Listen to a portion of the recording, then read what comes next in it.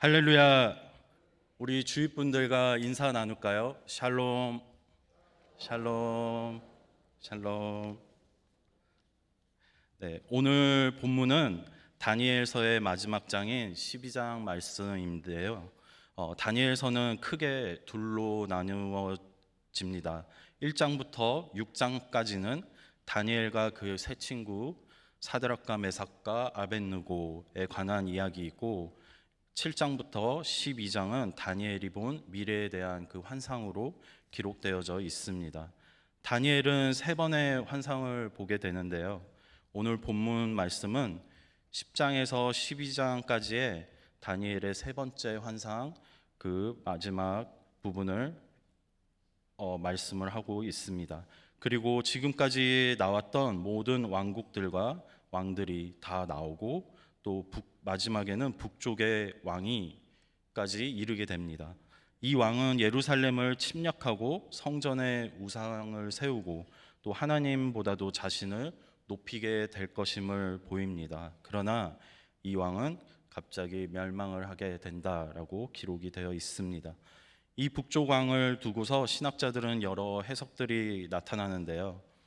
누군가는 이 왕이 주전 169년에 있었던 시리아의 아티오쿠스 왕이라고 해석을 하는 신학자들이 있고, 또 누군가는 주 70년에 있었던 로마 제국의 침략을 두고서 해석을 한다라는 신학자들이 있고, 또 어떤 신학자들은 예수님께서 재림하실 때 미래의 일이라고 보는 신학자들도 있습니다. 그리고 이러한 해석들이 모두 맞다는 것을 오늘 말씀을 통하여서 또 역사적으로 일어난 일들을 통하여서 우리는 알 수 있습니다. 그리고 오늘 본문인 12장은 이렇게 시작을 합니다.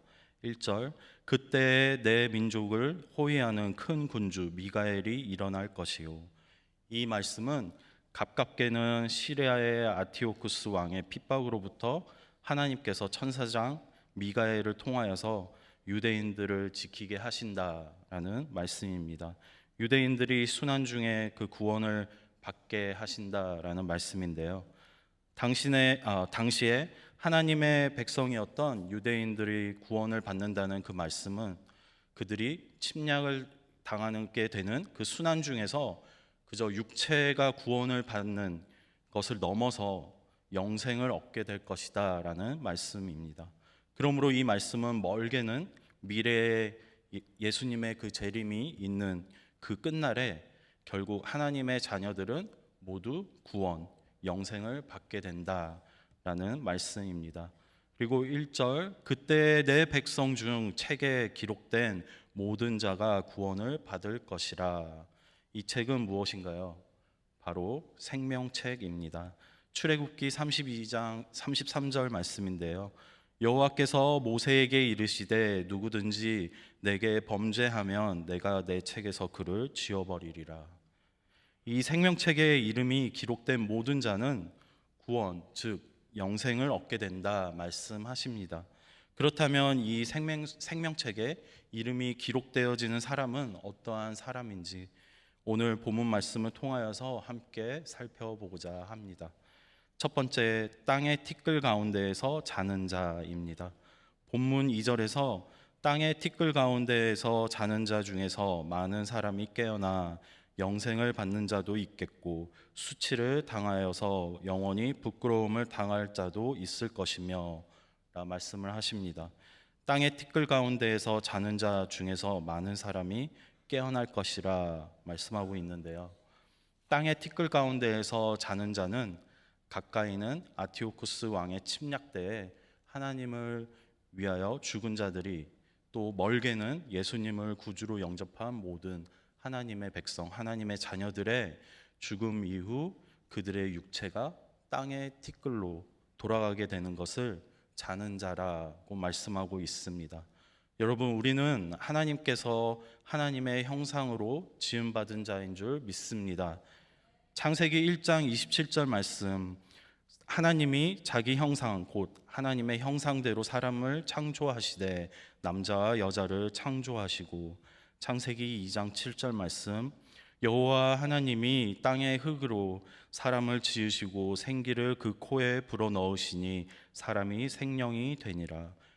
여기서 땅의 흙으로에서의 그 흙은 히브리어 원어로는 아파르 명사인데요. 먼지, 티끌의 의미로 기록되어져 있습니다. 이것은 무엇을 의미하나요? 우리의 몸은 하나님께서 땅의 그 티끌, 먼지로 하나님의 형상대로 우리를 지으시고 생기를 그 코에 불어 넣으심으로써 살아있는 영적인 존재가 되었음을 의미합니다. 그리고 우리가 죽게 되면 그 육체는 다시 땅의 티끌로 돌아가는 것입니다. 그렇다면 우리의 영혼은 어떻게 되나요? 성경에서 우리가 죽게 되면 믿는 자의 영혼은 바로 천국에 가게 되고 또 믿지 않는 자들은 바로 지옥으로 가게 된다 말씀을 하고 있습니다. 누가복음 23장 42절에서 43절 말씀인데요. 이르되 예수여 당신의 나라에 임하실 때에 나를 기억하소서 하니 예수께서 이르시되 내가 진실로 내게 이르노니 오늘 내가 나와 함께 낙원에 있으리라 하시니라.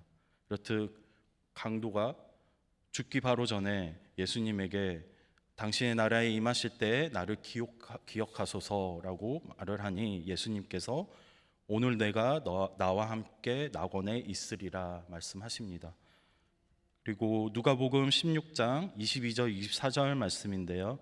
이에 그 거지가 죽어 천사들에게 받들려 아브라함의 품에 들어가고 부자도 죽어 장사됨에 그가 음부에서 고통 중에 눈을 들어 멀리 아브라함과 그의 품에 있는 나사로를 보고 불러 이르되 아버지 아브라함이여 나를 긍휼히 여기사 나사로를 보내어 그 손가락 끝에 물을 찍어 내 혀를 서늘하게 하소서. 내가 이 불꽃 가운데서 괴로워하나이다. 그런데 이렇게 죽어서 땅의 티끌로 돌아가 있는 자들에게 오늘 본문 말씀에서 자는 자라라고 말씀하고 있습니다. 자는 자는 다시 깨어남을 의미합니다. 바로 부활을 의미하는 것입니다. 언제인지는 모르나 마지막 때 예수님께서 다시 천국과 함께 오시는 그날에 땅의 티끌로 돌아가 있던 몸이 다시 부활하여서 우리의 영혼과 합쳐지는 것을 의미합니다. 그리고 그때 심판이 있습니다.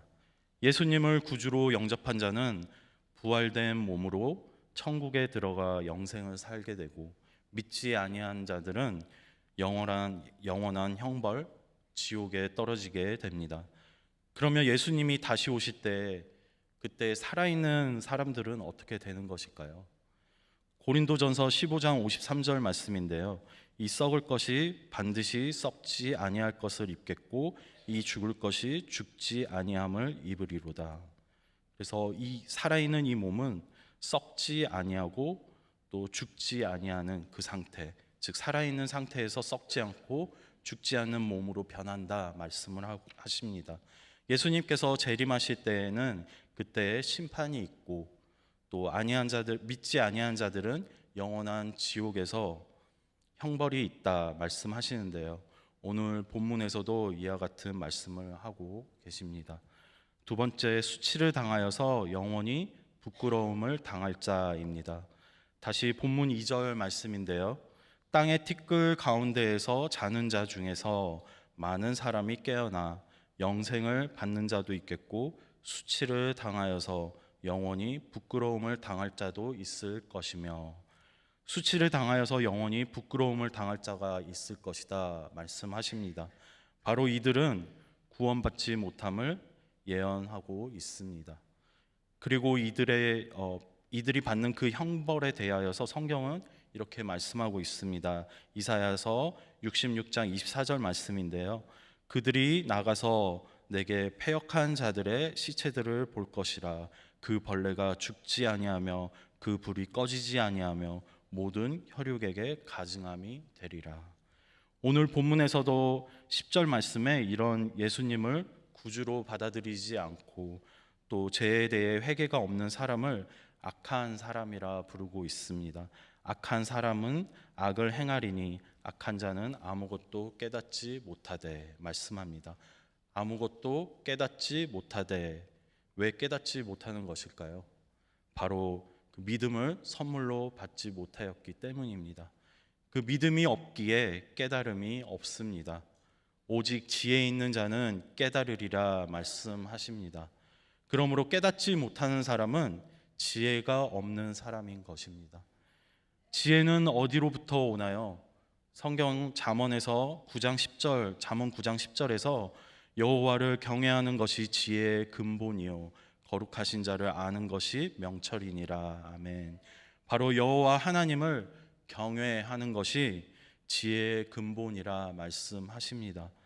하나님을 경외하는 것은 전지전능하신 창조주 하나님께서 모든 것을 통치하시는 절대 주권을 가지신 분임을 우리의 삶의 모든 영역에서 인정하고 그 가운데 하나님을 전적으로 믿고 의지하며 순종하는 그 삶의 자세, 그것을 뜻합니다. 이러한 삶의 자세로 나아갈 때 하나님께서 지혜를 주심으로 하나님을 알게 되고 우리의 유일한 구주 되시는 예수님을 알게 되는 것입니다. 반면에 지혜가 없다는 것은 예수님이 우리의 구주 되심과 또 하나님께서 우리를 위해서 하신 모든 그 수많은 일들, 그것들을 알지도 깨닫지도 못하고 하나님을 경외함이 없음에 결국 심판 때에 지옥에 갈 수밖에 없다는 그 안타까운 일이 일어나게 되는 것입니다. 세 번째, 깨어나 영생을 받는 자입니다. 오늘 본문 3절에서 지혜가 있는 자는 궁창의 빛과 같이 빛날 것이요 라 말씀하십니다.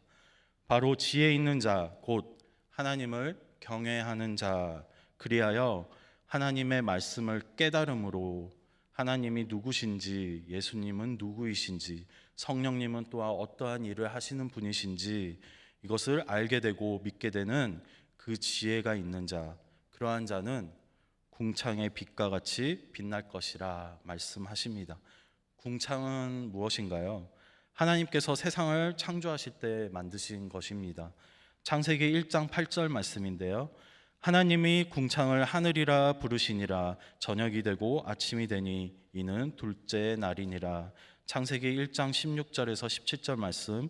하나님이 두 큰 광명체를 만드사 큰 광명체로 낮을 주관하게 하시고 작은 광명체로 밤을 주관하게 하시며 또 별들을 만드시고 하나님이 그것들을 하늘의 궁창에 두어 땅을 비추게 하시며, 하나님께서 하늘에 빛이 있는 그 모든 광명체들을 궁창에 두게 하심을 알 수 있습니다. 지혜가 있는 자, 곧 그 마음의 기초 가운데 하나님을 경외하는 그 마음이 있는 자는 햇빛으로 눈부시게 밝은 빛과 같이 빛날 것이라 말씀하십니다. 그리고 3절 하반절에 많은 사람을 옳은 대로 돌아오게 한 자는 별과 같이 영원토록 빛나리라 말씀하십니다. 많은 사람을 옳은 대로 돌아오게 한 자는 어떠한 사람인가요? 바로 복음을 전하는 사람입니다. 복음을 전하는 사람은 예수님을 구주로 믿는 모든 하나님의 자녀들인 줄 믿습니다.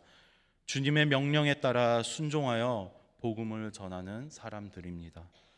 많은 사람들에게 복음을 전함으로 옳은 대로, 즉 진리 가운데로 자신의 죄를 회개하고 예수님이 그 마음에 들어오셔서 삶의 주인이 되어지는 그 곳으로 돌아오게 하는 사람인 것입니다. 우리의 교회 안에서, 우리의 가족 안에서, 우리의 친구, 우리의 직장 동료, 이웃들 안에서 예수님 믿으세요. 오직 예수님만이 우리의 구세주이십니다. 예수님 믿고 천국 가세요. 오직 예수, 오직 예수 외치며 전하며 진리의 자리로 돌아오게 하는 사람인 것입니다. 이러한 사람은 별과 같이 영원토록 빛나리라 말씀하십니다. 여러분, 최근 별을 본 적이 있으신가요? 하나님께서 만드신 그 별을 보면 너무 아름답지 않으신가요? 우리가 말씀을 깨달음에 있어 이러한 감정이 필요한 부분이 오늘 이 궁창의 빛과 같이 별과 같이 빛날 것이라는 이 말씀이 아닐까요? 하나님의 창조물을 바라보면서 반응할 줄 아는 그 마음, 하나님의 말씀에 반응하고 마음으로 느낄 수 있는 그러한 감수성이 있는 감격이 풍부한 신앙의 모습들이 있는 모두가 되시기를 주님의 이름으로 축원드립니다. 남녀가 연애를 하는데 밤에 별빛을 보면서 오빠 저 별빛들 봐봐 너무 아름답지 않아? 하는데 마치 그 남자는 AI처럼 저 별빛은 사실 거리가 너무 멀리 떨어져 있는 것이야. 너무 멀어서 몇백 년 전, 몇천 년 전에 그 빛을 우리가 지금 보는 것이지. 지금은 저 별이 없을 수도 있어. 이렇게 답을 한다면 어떠실 것 같으세요? 너무 멋이 없지 않나요? 궁창의 빛처럼 별과 같이 반짝반짝 얼마나 아름다운가요? 얼마나 반짝이다, 얼마 동안 반짝이다 마는 것이 아니라 영원토록 빛날 것이다 라 말씀하십니다. 다니엘서는 구약의 계시록이라 불리기도 하는데요. 그 이유는 다니엘이 본 그 미래에 있을 종말의 상징들과 그 환상들이 요한계시록에서의 환상과 닮아 있는 부분들이 있기 때문입니다. 그리고 오늘 본문에서의 숫자들이 의미하는 바에 대해서는 정확히 해석이 나오지 않고 있습니다. 그러므로 숫자에 맞춰진 해석이 아니라 모든 해석, 즉 이 종말의 때가 어느 때를 뜻하는지 가깝게는 시리아 안티쿠스 왕에 의한 침략과 핍박, 그리고 로마 제국에 의한 그리스도인들에 대한 핍박, 또는 멀게는 우리에게 다시 오실 예수님께서 그 다시 오시는 재림의 때, 그때 있을 심판의 모습에 관한 환상이 이 모든 해석의 가능성이 있음을 성경학자들은 말하고 있습니다. 무엇보다도 우리가 이 다니엘의 환상을 통하여서 알아야 하는 것은 종말이 있다는 것입니다. 심판이 있다는 것입니다. 그리고 예수님을 구주로 믿는 믿음이 있는 자는 영생을 살게 되는 것이고, 믿지 않는 자는 지옥으로 떨어지게 된다는 그 진리를 알아야 하는 것입니다. 개혁주의 종말론적 삶, 곧 하나님께서 창조하시고 다스리시는 하나님의 주권을 바라보고 우리가 죄로 인하여 타락하게 됨, 다니엘서에서도 하나님의 주권 앞에 겸손하지 않고 자신이 높아지려 한 왕들에게 짐승처럼 살게 하시고 또 죄를 살게 하시고 죽게 하시는 하나님의 모습을 우리가 보았습니다. 죄를 싫어하시는 하나님을 보여주고 있습니다.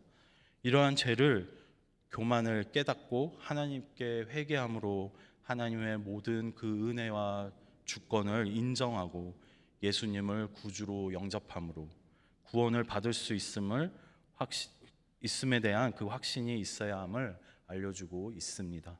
그리고 이러한 예수님의 구속사를 통하여서 이미와 아직의 때를 사는 우리가 하나님을 경외함으로 얻은 그 지혜를 통하여서 말씀을 깨닫고 주님을 알고 또 그 말씀을 통하여서 기쁨과 감사의 마음으로 순종으로 따르며 복음을 전하면서 살아가는 그러한 저희들이 되어야 함을 알려주고 있습니다.